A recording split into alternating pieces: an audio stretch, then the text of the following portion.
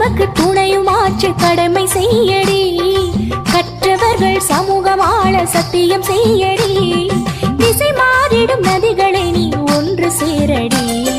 இசை பாடிடும் குயில்களாக ராகம் பாடடி.